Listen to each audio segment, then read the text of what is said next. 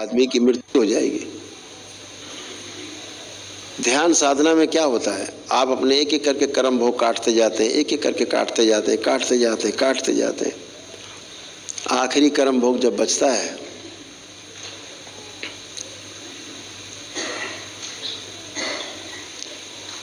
वही समाधि अवस्था में ले जाता है। जब आखिरी इच्छा भी नष्ट हो जाती है तो समाधि अवस्था में व्यक्ति चला जाता है। इच्छा विचार आशाएं कुछ भी शेष नहीं रहती, कुछ भी शेष नहीं, न्यूट्रल है।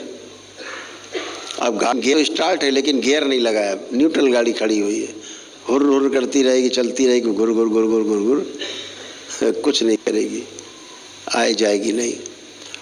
तो कर्म भोग एक बहुत बड़ा विषय है जिस पे बृहद चर्चा करने के बजाय आप इसको धीरे धीरे अनुभव से जानेंगे। इस जन्म की जितनी खराब स्मृतियां कटती जाएंगी, उनके स्थान पे आप अच्छा अच्छा काम करते जा रहे हैं तो वो स्मृतियां बनती जाएंगी, तो उनके सहारे आदमी जिंदा बना रहता है। तो आप जब ध्यान साधना करते हो तो तमाम प्रकार की जो खराब आपकी स्मृतियां हैं वो सब नष्ट होती जाती हैं। रोगी स्मृतियां, नकारात्मक स्मृतियां सब नष्ट होती रहती हैं और आपको स्वास्थ्य लाभ होता है।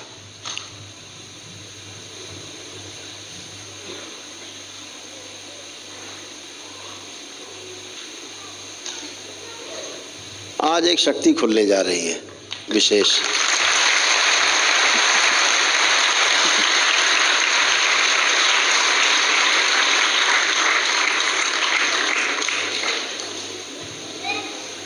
आज एक विशेष शक्ति खुलने जा रही है।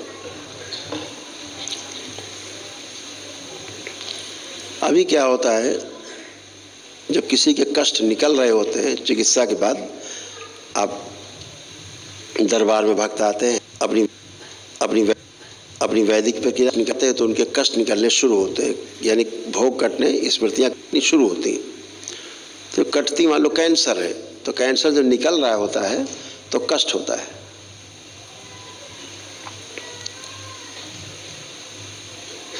तो अंदर जड़ से निकल करके ऊपर आ रहा होता है, लेकिन सामने वाले को लगता है तो बाहर बहुत निकल रहा है, लेकिन निकलते निकलते सब खत्म हो जाता है, सूख जाता है। जैसे फोड़े फुंसी से मवाद निकलते निकलते कील निकलती बाद में तो कष्टकारी होती है, निकलेगी तो नहीं, निकलेगी तो फिर कहीं और से निकलेगी,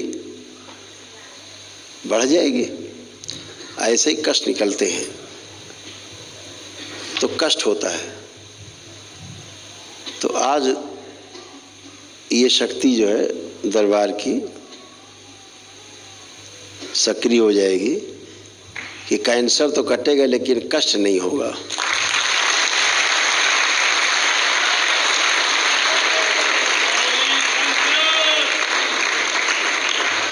कष्ट नहीं होगा, भोग तो कटेंगे लेकिन कष्ट नहीं होगा।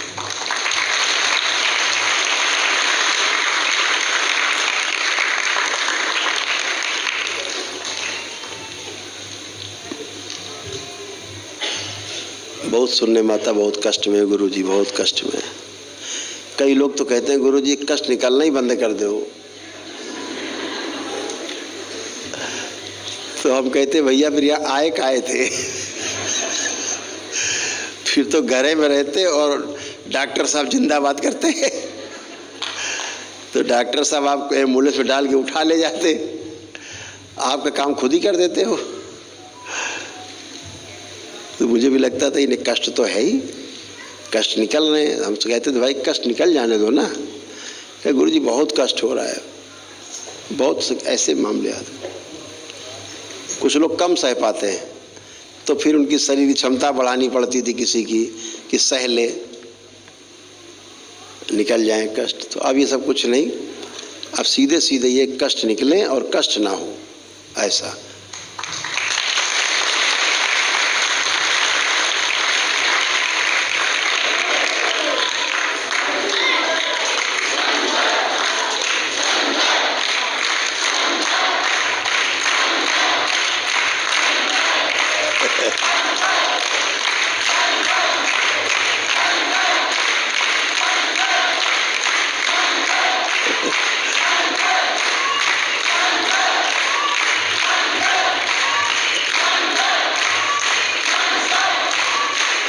बोलिए सद्गुरुदेव भगवान की।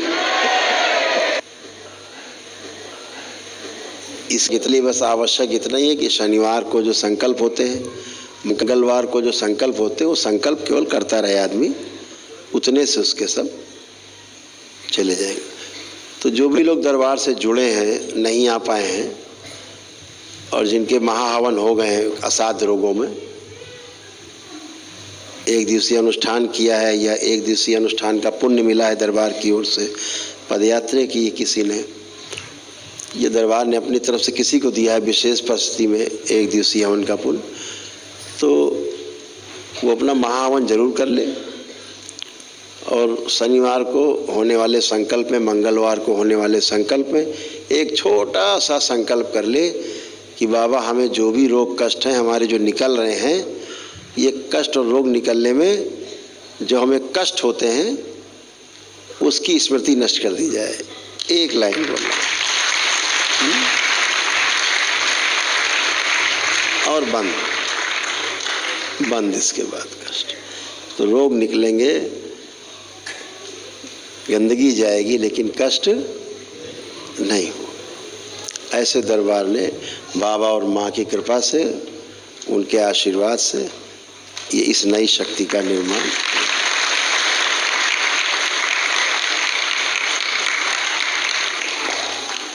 शक्तियाँ तो हर रोज खुलती रहती हैं, अपने अपने अनुसार जो आवश्यकता पड़ती खुल जाती है, लेकिन कुछ विशेष कारण रहते हैं जब विशेष रूप से शक्तियाँ बनाई जाती हैं, उसको दरबार बनाता है। सूक्ष्म जगत में बैठे लोग उसको बनाते हैं, उनकी कृपा से, गुरुओं के आशीर्वाद से, देवी देवताओं के सहयोग से और गुरु कृपा से, भगवान भोलेनाथ और माता कामाख्या के संरक्षण में ये सब शक्तियाँ बनती हैं मानव जाति के लिए, विशेष संकल्प से बनती हैं। तो जब बाबा इच्छा करते हैं, माँ इच्छा करते हैं, तो वैसी शक्तियाँ बन जाती हैं। तो बन गई है, वो सक्रिय हो जाएगी।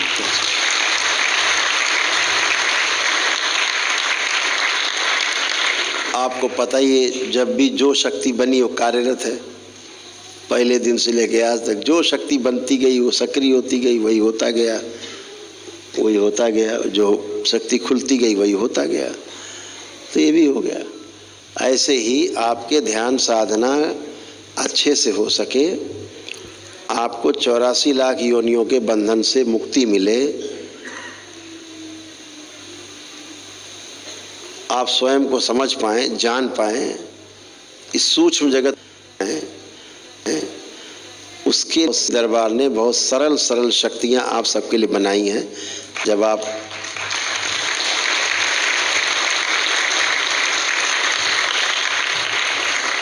आप उसमें कदम रखेंगे आगे, तो आपको खुद ही अनुभव होगा उन चीज़ों का। अभी आपको थोड़ा थोड़ा अनुभव होता है, वो जप की शक्ति से है। अभी आपका तप शुरू होगा 5वें लेवल के बाद पहुंच करके, जब तप शुरू होगा ध्यान साधना से, तो फिर वो आपके काम आएंगी सारी शक्तियाँ।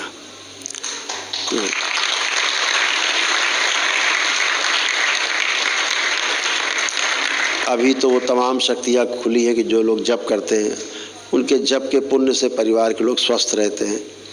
जो तंत्र दीक्षा के लेवल में आगे बढ़ गए हैं, उनके पास इतनी ऊर्जा रहती है, घर में बीमार व्यक्ति हो, अगर उनको छू करके दरबार से प्रार्थना कर देते हैं तो उनके कष्ट चले जाते हैं, तुरंत निकल जाते हैं। ये सभी शक्तियाँ खुली हुई हैं, ये सब खुली हुई शक्तियाँ हैं। तो आप सब बहुत भाग्यशाली हैं जो परम पूजनीय बाबा जी के DNA के ऊर्जा पथ से आप लोग जुड़े और उनके साथ जुड़ करके यात्रा कर रहे हैं। और ये यात्रा आपकी सफल हो, यही मंगल कामनाएं आप सबके साथ, शुभकामनाएं। अब केवल जो पहली बार दीक्षा पाए हैं, यानी कि तंत्र दीक्षा में पहला लेवल प्रवेश किए हैं, वो लोग हथेली उठाएं। अच्छा, इस तरफ है सब लोग, हम तो इधर समझ रहे थे। नीचे कर लीजिए। बहुत सुंदर। अच्छा, बहुत तेजी हाथ उठाया था, आवाज आई थी हाथ उठाने की, कराटे टाइप। अच्छा है, तो आंखें बंद कर लो।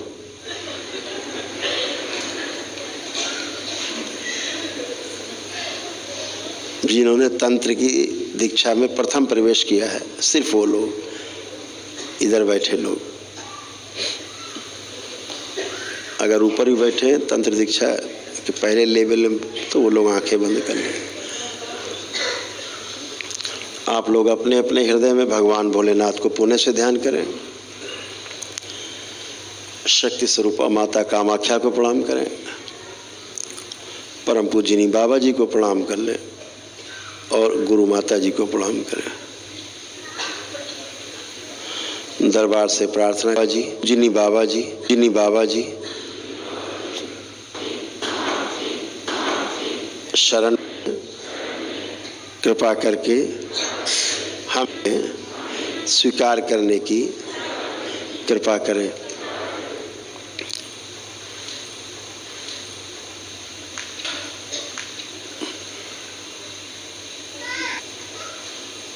शिव।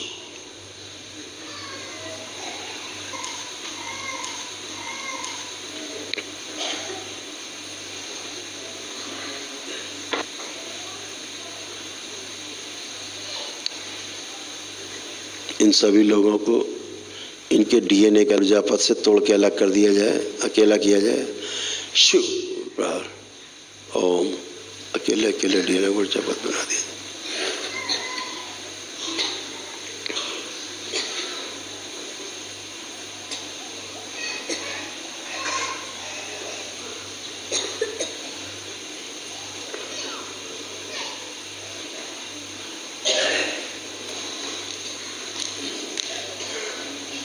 इन्होंने जो भी हवन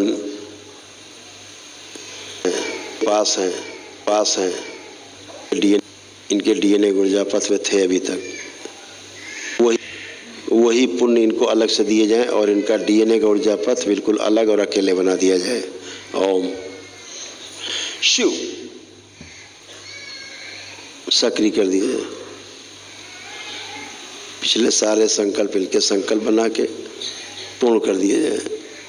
बैलेंस, शुद्धि, पवित्र कर दिया जाए और एक दिवसीय महावन के पुण्य का अंश भी इनको प्रदान किया जाए सभी को। शिव। ताकि इनके सभी रोग कष्ट नष्ट हो।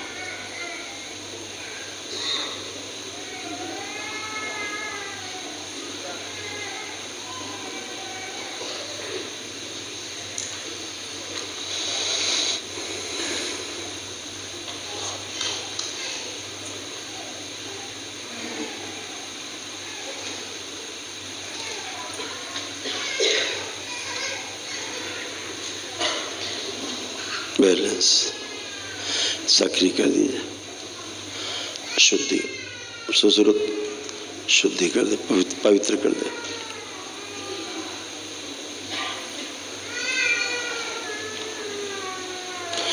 जब भी ये कोई संकल्प अपने परिवार के सदस्यों के लिए करें, उनके रोग और कष्ट इनके द्वारा बाहर ही निकल करके और नष्ट हो जाए।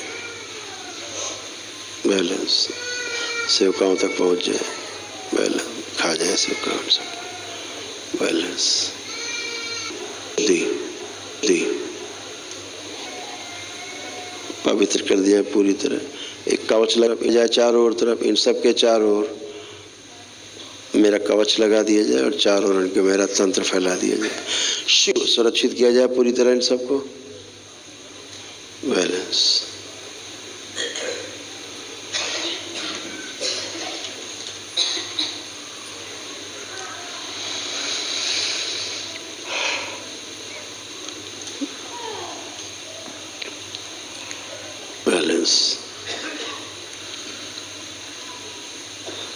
सक्रिय करके रखा जाए। 7 बार बोले ओम नमः शिवाय।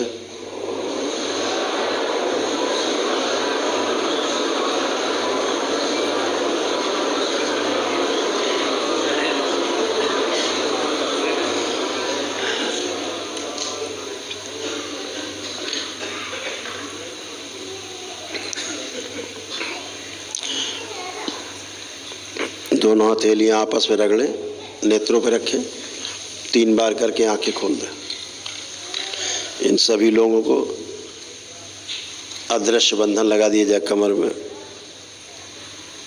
हमेशा के लिए। ओम शिव।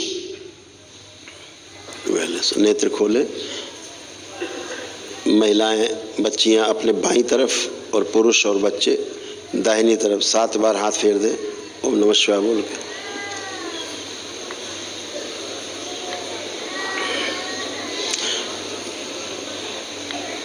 अब आप सभी के अदृश्य बंधन लगा हुआ है। अब अगर आप कमर में बंधन नहीं भी बांधेंगे तो भी बंधन आपको लगा रहेगा अदृश्य रूप से हमेशा।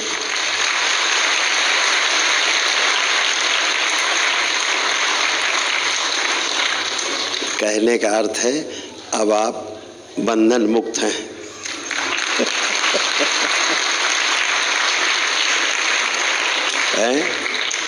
अब आप केवल एक ही बंधन में हैं, बाबा के प्रेम बंधन में।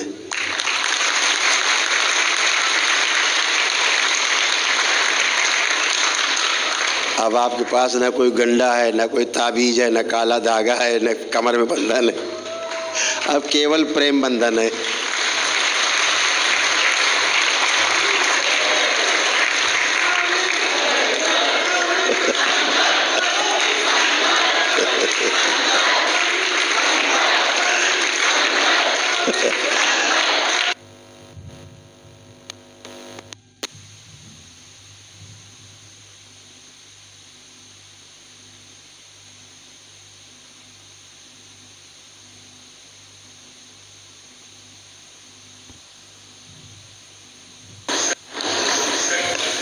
जन्मों जन्मों के लिए कहना मुश्किल है। कामना करते हैं किसी जन्म में सब मामला आर पार हो जाए।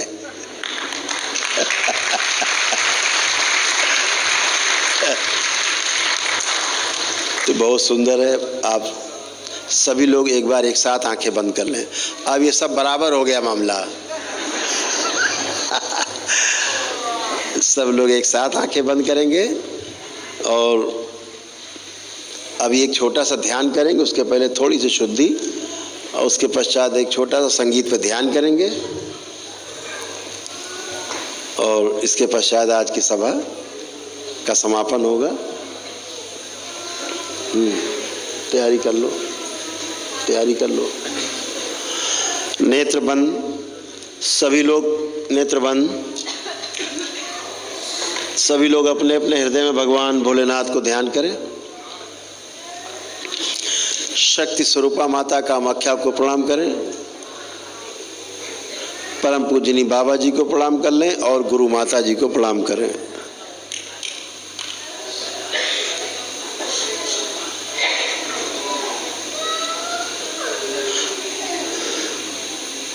शिव।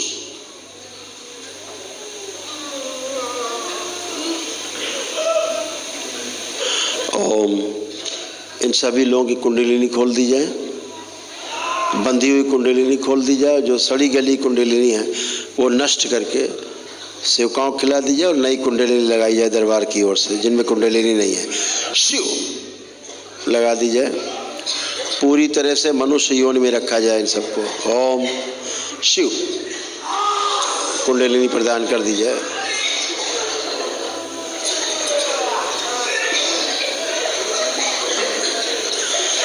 सभी के गणेश द्वार खोल दिए जाएं।